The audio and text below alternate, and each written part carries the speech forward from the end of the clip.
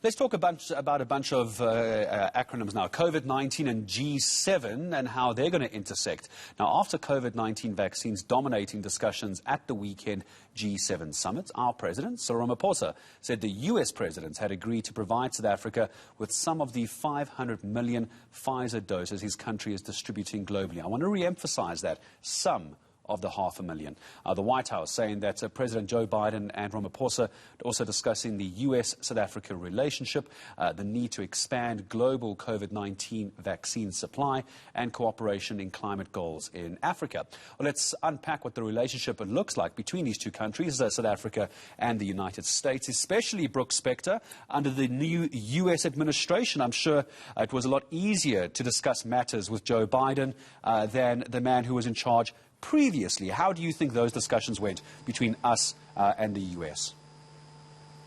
Well, good morning, Gareth. Good to be with you. I think the key word here is normality, and that is a feature of almost everything Joe Biden seems to be trying to do in the field of international affairs, to not create rancor and roiling waves in his wake every time he opens his mouth and says something. I think you have to look at the G7 meeting in the larger picture, because it wasn't just the G7 meeting that's taking place. That happened in Cornwall, England, and there were some pronouncements, as you've correctly described, on coronavirus vaccines and other issues.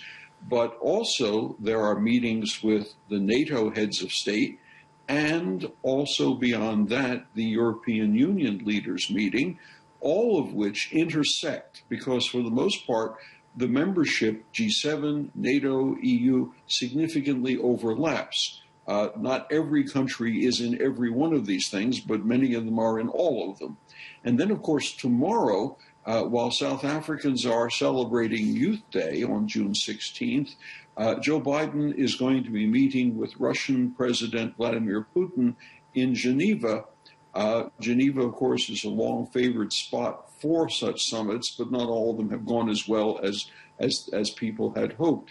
This one is going to be a little bit, what shall we say? It's going to be a little bit more touchy on issues, although even there you should look for certain kinds of agreement, agreements on climate control, climate change, agreements perhaps on the use or the abuse of the Arctic Ocean areas, and even on cyber hacking. There have been some discussions on that. Bruce, Brooks, I know there's going to be a lot of discussions around global changes, and I know South Africa very heavily involved in that as well.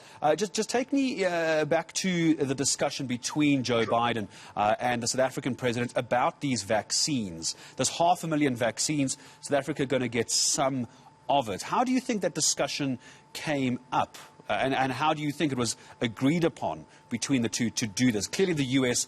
Thinks highly of the South African president.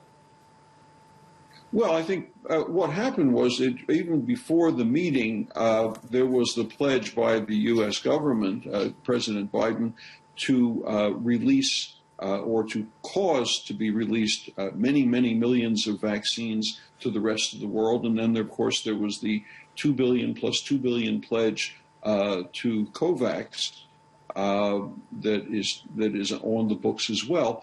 And I think South Africa was a natural place to go with some, keyword some, of the vaccines that will be released. Some doesn't tell you how many, but it is also true, keep in mind, that South Africa is much better placed than many of the countries in the world in procuring its own vaccines. It does have money. In some cases, many other countries don't have the cash to do that kind of thing, and it does have the resources to procure them. What I think you'll see is between Joe Biden and Cyril Ramaphosa is that they are similar personalities. They're not ranters, they're not arm wavers, they're not wild, screaming folks. They're calm, they're deliberate, they're rational. They speak in standard, normal kinds of tones. And on a personal basis, I think they got along pretty well. Let's talk about the the marketing concept, Brooks Spector, and I know you're a very well-read man. I would have learned this at university. Ten Starful. Now, in case you're wondering what that means, there ain't no such thing as a free lunch. And when it comes to vaccines being redirected through to South Africa, is this a free lunch? Is the US picking up the tab? Or is there going to be a condition somewhere down the road? I have about a minute left with you, Brooks. Well, there are always conditions. There are always conditions, Gareth. But I think the conditions are going to come later when the bill is delivered, and it's going to speak in terms of greater international cooperation on a range of issues. It's going to speak to more South African engagement in Africa's problems together with the U.S., but it's not going to be, and here is your share, it's not going to be a Dutch treat lunch, no. Oh, I didn't think there was. Someone's going to pick up the bill somewhere, and someone's going to pay the tip on top of that bill as well.